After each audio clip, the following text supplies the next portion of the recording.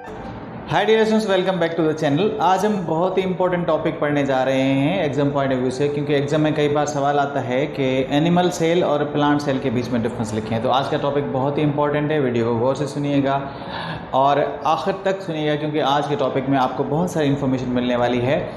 तो शुरू करते हैं विदाउट एनी डिले। आज का हमारा टॉपिक है the difference between animal cell, the difference between animal cell and plant cell. Plant के अंदर लगे हुए सेल, प्लांट के अंदर मौजूद सेल और हम एनिमल्स के अंदर सेल जो है उनमें डिफरेंस क्या है। आप सबको पता है कि हमारी बॉडी के अंदर basic structural and functional unit, या फिर यूँ कह लें कि सबसे छोटे से छोटी स्ट्रक्चर जिसमें लाइफ एग्जिस्ट करती है वो है हमारा सेल। और सेल के अंदर हमारा सेल डिफरेंट है प्लांट सेल से, प्लांट का सेल हमसे डिफरेंट है। तो animal cell and plant cell के बीच में क्या क्या डिफरेंसेस हैं हम आज के टॉपिक में पढ़ने जा रहे हैं। सबसे पहले बात करते हैं एनिमल सेल और प्लांट सेल के बीच में शेप की। तो एनिमल सेल की बात करें तो एनिमल सेल जनरली जो होते हैं, एनिमल के अंदर जो जनरली लगे हुए सेल जो होते हैं वो स्फेरिकल होते हैं। स्फेरिकल का मतलब है राउंड आप कह सकते हैं, या फिर जो है आप एनिमल सेल को ओवल शेप कह सकते हैं। तो मोस्टली जो हैं एनिमल सेल स्फेरिकल होते हैं, या फिर ओवल शेप के हो सकते हैं, या फिर अभी हमने रिसेंटली टॉपिक पढ़ा था कि हमारे रेड ब्लड सेल जो होते हैं वो बाइकनकेव शेप के भी होते हैं। तो जनरली जो है प्लांट सेल जो होते हैं वो ओवल शेप के हो सकते हैं, स्फेरिकल शेप के हो सकते हैं। जबकि अगर प्लांट सेल की बात करें तो प्लांट जो होते हैं उनके सेल जो होते हैं वो मोस्टली रेक्टेंगुलर शेप के होते हैं, उनके फिक्स्ड डिफाइंड एजेस होती हैं। तो रेक्टेंगुलर शेप के हो सकते हैं, स्क्वायर शेप के भी हो सकते हैं। तो एनिमल सेल और प्लांट सेल में सबसे पहला डिफरेंस ये आ गया कि एनिमल सेल जो होते हैं वो राउंड स्फेरिकल होते हैं, जबकि प्लांट सेल जो होते हैं वो रेक्टेंगुलर शेप के होते हैं, या रेक्टेंगुलर शेप, और ये जो हैं राउंड शेप के होते हैं। अब इनकी जो फिक्स शेप है वो किस वजह से है, क्यों है, इसकी अगर बात करें तो प्लांट सेल के बाहर एक स्ट्रक्चर पाई जाती है जिसे आप कहते हैं सेल वॉल। ये सेल वॉल जो है एक हार्ड रिजिड टफ मेम्ब्रेन है, कवर है, जो कि प्लांट सेल के बाहर मौजूद होता है, जिसकी वजह से प्लांट जो है वो प्लांट के सेल जो हैं वो हार्ड होते हैं, क्योंकि ये स्ट्रॉन्ग मटेरियल की बनी होती है। जबकि ये जो सेल वॉल होती है वो एनिमल सेल के अंदर एब्सेंट होती है, क्योंकि एनिमल सेल के बाहर सेल वॉल नहीं होती, सेल वॉल एब्सेंट होती है। जबकि एनिमल सेल के बाहर जो स्ट्रक्चर मौजूद होती है जिसे आप कहते हैं प्लाज्मा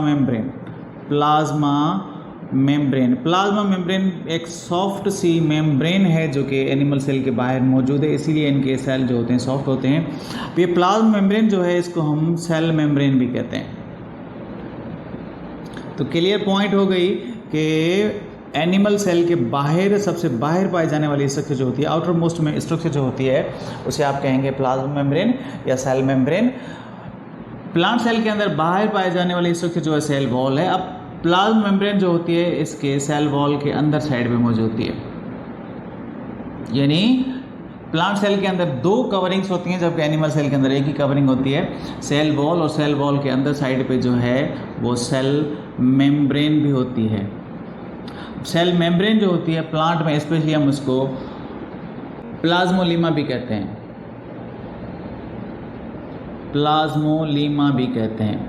प्लाज्मोलीमा जो है ये सेल मेम्ब्रेन का ही दूसरा नाम है, क्योंकि ये सेल वॉल के अंदर साइड पे मौजूद होती है। उसके बाद आगे चलते हैं सेल के साइटोप्लाज्म की तरफ। साइटोप्लाज्म में सबसे पहले मेजर जो डिफरेंस आपको दिखेगा एनिमल सेल और प्लांट सेल के अंदर वो ये दिखेगा कि इस एनिमल सेल के अंदर आपको एक बीच में एक राउंड सी बॉडी दिखेगी, आपको एक बॉडी दिखेगी जिसे आप कहते हैं न्यूक्लियस। तीसरा जो डिफरेंस यहाँ पे हम लिखेंगे कि न्यूक्लियस जो होता है एनिमल सेल में सेंटर पे मौजूद होता है, बिल्कुल बीच में मौजूद होता है, जबकि प्लांट सेल के अंदर न्यूक्लियस जो होता है वो पेरिफेरल न्यूक्लियस होता है, यानी ये साइड पे मौजूद होता है, बिल्कुल साइड पे चला जाता है। Y the nucleus of plant cell is located at the side? Because the large space is occupied by one large vacuole. आप यहाँ पे डिफरेंस लिखेंगे कि न्यूक्लियस जो होता है in the plant cell is at side because one large vacuole, एक बहुत ही बड़ा लार्ज परमानेंट जो है वो वैक्यूल होता है जिसने बहुत सारा स्पेस ऑक्यूपाई किए हुए है। That's why the nucleus is at the side, while in the animal cell बहुत सारे छोटे छोटे वैक्यूल्स होते हैं जो कि बनते रहते हैं, ख़त्म भी होते रहते हैं, डिपेंड अपॉन द कंडीशन के। सेल के अंदर अगर फूड आ गया है तो इनके अंदर फूड वैक्यूल फॉर्म हो जाते हैं, इनके अंदर वेस्ट मटेरियल बन गया है तो वेस्ट कॉन्ट्रैक्टाइल वैक्यूल फॉर्म हो जाते हैं। टेम्पररी होते हैं, बनते रहते हैं, ख़त्म होते रहते हैं। अब यहाँ पे ये पॉइंट भी ध्यान में रखिएगा कि इसकी जो आउटर मोस्ट मेम्ब्रेन होती है वैक्यूल की, इसे आप टोनोप्लास्ट कहते हैं। Tonoplast is the outer membrane of vacuole. ये एमसीक्यूज़ के हवाले से इंपॉर्टेंट पॉइंट है। टोनोप्लास्ट यहाँ पे भी होती है, लेकिन ये टेम्परेरी वैक्यूल्स होते हैं और ये जो है वन लार्ज परमानेंट वैक्यूल होता है। ये डिफरेंस है। उसके बाद आगे बढ़ते हैं कि सेल के साइटोप्लाज्म के अंदर अगर फूड स्टोरेज की बात करें तो इस एनिमल सेल के अंदर फूड जो स्टोर होता है वो ग्लाइकोजन पार्टिकल की फॉर्म में फूड स्टोर होता है। एनिमल सेल के अंदर जो फूड स्टोर होता है वो ग्लाइकोजन पार्टिकल की शेप में स्टोर होता है। ग्लाइकोजन पार्टिकल के मॉलिक्यूल जो होते हैं वो स्टोर होते हैं। जबकि प्लांट सेल की अगर बात करें तो प्लांट सेल के अंदर स्टार्च जो है, ग्लूकोज जो है उसको स्टार्च में कन्वर्ट किया जाता है, कार्बोहाइड्रेट को स्टार्च में कन्वर्ट करके स्टोर किया जाता है। This is another difference between animal cell and plant cell. आगे अगर बात करें, इस एनिमल सेल के अंदर न्यूक्लियस के बिल्कुल ऊपर जगह पे इस दोनों साइड पे एक स्ट्रक्चर मौजूद होती है। इस तरह की आपको रॉड्स दिखेंगी, इस तरह की आपको रॉड्स दिखेंगी। इन रॉड्स को हम सेंट्रियोल्स कहते हैं। दो सेट्स ऑफ रॉड्स पड़े होते हैं, टू सेट्स ऑफ रॉड पड़े होते हैं। तो ये रॉड्स जो स्ट्रक्चर मौजूद है जो कि एनिमल सेल के अंदर मौजूद होती है, यानी सेंट्रियोल जो होते हैं वो सेंट्रियोल्स एक स्ट्रक्चर है साइटोप्लाज्म की जो कि एनिमल सेल के अंदर मौजूद है, जबकि प्लांट सेल के अंदर नो सेंट्रियोल्स। अब सेंट्रियोल का काम क्या है? सेंट्रियोल का काम ये है कि जब सेल डिवीजन स्टार्ट होती है उसके बाद जब न्यूक्लियस डिवाइड होता है। अब आप मुझे ये बताएंगे कि न्यूक्लियस जो डिवाइड होता है उसे आप क्या कहते हैं? सेल डिवीजन को हम साइटोकाइनेसिस कहते हैं। न्यूक्लियस की डिवीजन को क्या कहते हैं? कमेंट बॉक्स में प्लीज़ लिखें, मुझे बताएं कि न्यूक्लियस की जो डिवीजन होती है उसे आप क्या कहते हैं। तो न्यूक्लियस की जो डिवीजन होती है उसके दौरान एक स्पेशल काइंड ऑफ फाइबर्स बनते हैं, स्पेशल काइंड ऑफ फाइबर्स बनते हैं। इसे आप स्पाइनल फाइबर्स कहते हैं या एस्ट्रल फाइबर्स भी कहते हैं। अब ये एस्ट्रल फाइबर्स या स्पाइनल फाइबर्स जो होते हैं, अब एस्ट्रल फाइबर्स इसे क्यों कहा जाता है? क्योंकि ये दिखते ऐसे हैं जैसे स्टार की एक स्ट्रक्चर होती है एस्ट्रम, जो कि ग्रीक मेथोडोलॉजी में है। एस्ट्रम जो है is a structure of star, तो इस जैसी दिखती है, इसीलिए जो है इसको एस्ट्रल फाइबर्स भी कहा जाता है, स्पाइनल फाइबर भी कहा जाता है, जो कि इस सेंट्रियोल बनाते हैं। ये इसीलिए बनाते हैं कि जब न्यूक्लियस डिवाइड होता है तो क्रोमोसोम्स की जो कॉपीज़ होती हैं उनको अपोजिट पोल की तरफ खींचा जाता है।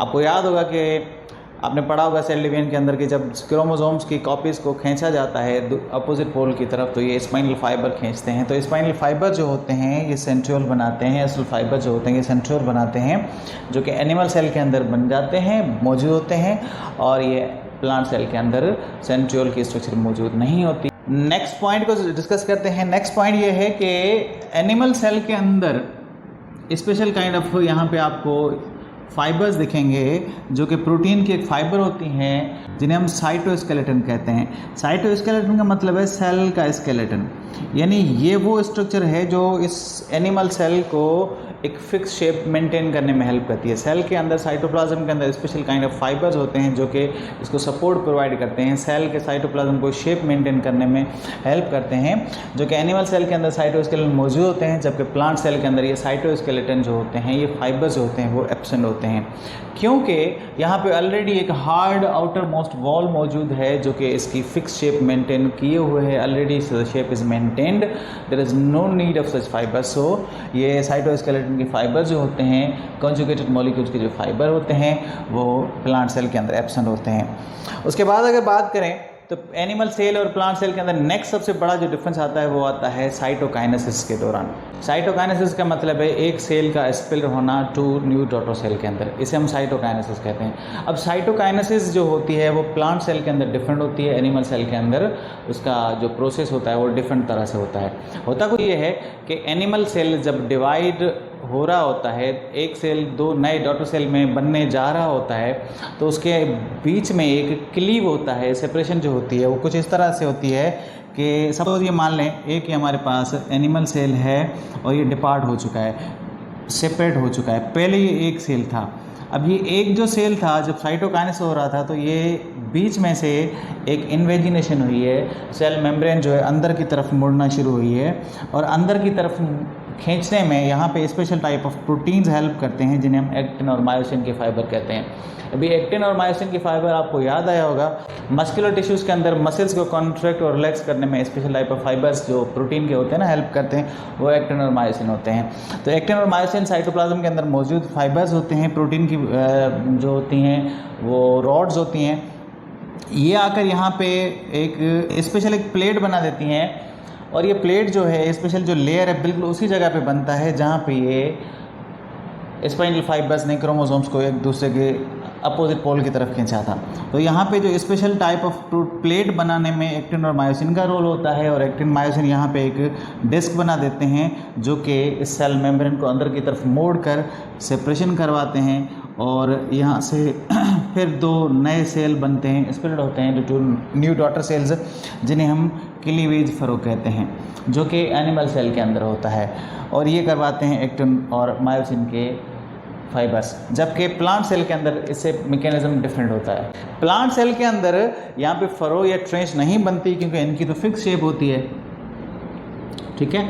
तो फिक्स शेप जो इनकी, जब ये सेल आपस में एक दूसरे से सेपरेट होते हैं, अलग होते हैं, तो यहाँ पे एक स्पेशल काइंड ऑफ स्ट्रक्चर जो कि सेल के साइटोप्लाज्म के अंदर मौजूद गोल्जी वेसिकल बनाते हैं। गोल्जी वेसिकल जो होते हैं वो यहाँ पे आकर एक स्पेशल स्ट्रक्चर बनाते हैं, एक स्पेशल प्लेट लाइक स्ट्रक्चर बनाते हैं बिल्कुल उसी जगह जहाँ पे ये क्लीवेज या जहाँ पे ये जो स्पाइनल फाइबर जो हैं सेपरेट हुए थे या क्रोमोसोम्स को खींच रहे थे, वहाँ पे एक स्पेशल प्लेट बनाते हैं जिसे आप कहते हैं फ्रेगमोप्लास्ट। फ्रेगमोप्लास्ट वो स्ट्रक्चर है यहाँ पे जो फॉर्म की जाती है, जो कि बनाई जाती है by the action by the function of Golgi vesicle, और फिर जो है यहाँ से सेपरेशन होती है और नई वॉल बन जाती है, नई सेल वॉल बन जाती है जो कि ये बनाते हैं गोल्जी वेसिकल। और यहाँ पे जो टेम्पररी प्लेट इसने इसको सेपरेट करने में हेल्प किया है। तो साइटोकाइनेसिस जो होती है वो प्लांट सेल के अंदर होती है, उसे फ्रेगमोप्लास्ट कहते हैं, और एनिमल सेल के अंदर जो होती है उसे हम क्लीवेज फरो कहते हैं। उसके बाद नेक्स्ट डिफरेंस की अगर बात करें तो एनिमल सेल के अंदर आप सबको पता है कि हमारी बॉडी के अंदर जितने भी प्रोटीन्स मौजूद हैं वो 20 different kinds of amino acid से बनते हैं। हमारी बॉडी के अंदर टोटल 20 अमाइनो एसिड ऐसे हैं जो हमारी बॉडी के जनरली तमाम प्रोटीन्स बनाते हैं, और फिर उन प्रोटीन से हमारी बॉडी की स्ट्रक्चर्स बनती हैं। ये तो आप सबको पता है। जीन एक्सप्रेशन का टॉपिक अगर आपने पढ़ा होगा तो आपको समझ आ चुका होगा कि मैं क्या कहने जा रहा हूँ। तो हमारी बॉडी के अंदर जितने भी प्रोटीन बनते हैं सेल के अंदर, सेल इतना कैपेबल है, एनिमल सेल का इतना कैपेबल है, animal cell is capable of making 10 different amino acids. It can synthesize 10 different amino acids जिन्हें आप नॉन असेंशियल अमाइनो एसिड्स कहते हैं। ये नॉन असेंशियल अमाइनो एसिड हमारे सेल के अंदर खुद सेल बना सकता है, जबकि 10 जो हैं अमाइनो एसिड्स हम बाहर से लेकर आते हैं, जिसे हम कहते हैं 10 essential amino acids.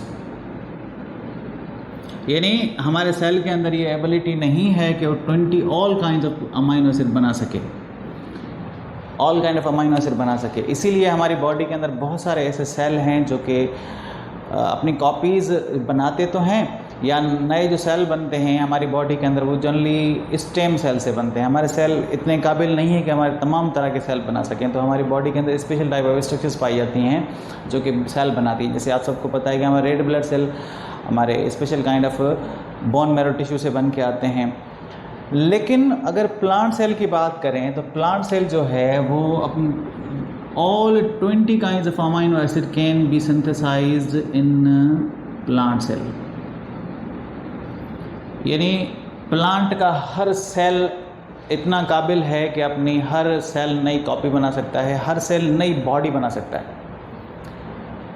All the cell of plant are capable of making new bodies, लेकिन हमारा एक सेल इस काबिल नहीं है कि नई बॉडी बना। तो प्लांट सेल जो होते हैं उनके अंदर 20 different kinds of amino acid synthesize हो सकते हैं। इसको एक जर्मन ऑस्ट्रियन साइंटिस्ट थे जिनका नाम है गॉटलिब हेबरलैंड। उन्होंने कहा था कि प्लांट सेल जो होते हैं वो टोटीपोटेंट होते हैं। टोटीपोटेंट वर्ड जो है वो दो वर्ड्स का कॉम्बिनेशन है, जिसका मतलब है टोटी मीन्स टोटल पोटेंशियल मौजूद है प्लांट सेल के अंदर कि वो अपनी नई कॉपीज़, नई बॉडी बना सकते हैं। उसके बाद आगे बढ़ते हैं और नेक्स्ट डिफरेंस पे चलते हैं जो कि है प्लाज्मोडेस्माटा का। प्लाज्मोडेस्माटा छोटे छोटे सुराख होते हैं जो कि प्लांट सेल के सेल वॉल के अंदर मौजूद होते हैं। प्लांट सेल के सेल वॉल के अंदर छोटे छोटे सुराख होते हैं जिसे हम प्लाज्मोडेस्माटा कहते हैं, जो कि सिर्फ सेल वॉल के अंदर मौजूद होते हैं। अब जाहिर सी बात है कि एनिमल सेल के अंदर सेल वॉल तो है नहीं, तो ये प्लाज्मोडेस्माटा जो are the small openings, desmata are the pores that are only found in plant cell, जबकि ये एनिमल सेल में एब्सेंट होते हैं। मैंने लिख के साइड पे लिया, आप एक साइड पे लिख लीजिएगा कि प्लाज्मोडेस्माटा जो है वो प्लांट सेल के अंदर होते हैं, एनिमल सेल के अंदर नहीं होते। उसके बाद लास्ट और इम्पॉर्टेंट डिफरेंस की बात करते हैं कि प्लांट सेल जो होते हैं, अगर इस सेल को हम पानी में डुबोएं, ऐसा पानी जिसके अंदर कम नमकियात हो, पानी मीठा हो, तो ये पानी जो है वाटर की ये एबिलिटी है कि हमेशा सेल के अंदर या उस तरफ मूव करेगा जहाँ पे साल्ट मौजूद होते हैं। तो सेल के अंदर साल्ट मौजूद हैं, तो अगर हम इसको हाइपोटोनिक इन्वायरमेंट में रखेंगे तो ये सेल अंदर से पानी से भर जाएगा, जिसकी वजह से इसके अंदर एक special type of pressure create होगा जिसे हम कहते हैं टर्गर प्रेशर। ये टर्गर प्रेशर जो है सिर्फ प्लांट के अंदर क्रिएट होता है, जो कि इनको एक fixed strong rigid shape maintain करने में हेल्प करता है, ताकि प्लांट की बॉडी के अंदर फिक्स शेप बनाए रखें। और इस टर्गर प्रेशर की वजह से ही प्लांट के अंदर मौजूद स्टोमेटा की ओपनिंग और क्लोजिंग होती है। तो टर्गर प्रेशर जो है ये प्लांट सेल के अंदर बनता है, जबकि एनिमल सेल के अंदर ये एबिलिटी नहीं है कि वो टर्गर प्रेशर को बर्दाश्त कर सकें, और एनिमल सेल जो है फट सकते हैं अगर उनके अंदर एक्स्ट्रा सॉल्यूट भर जाए, एक्स्ट्रा पानी भर जाए, क्योंकि इनके बाहर सेल वॉल है और इनके बाहर सेल वॉल मौजूद नहीं है। उम्मीद करता हूँ कि आज की चीज़ों ने आपको मज़ा दिया होगा पढ़ने में, बहुत सारी इन्फॉर्मेशन आपको मिली होगी। चैनल को सब्सक्राइब करें और अगर वीडियो अच्छी लगी हो तो लाइक करें। मिलेंगे जल्दी इसी चैनल पे। Stay connected with me. Bye bye.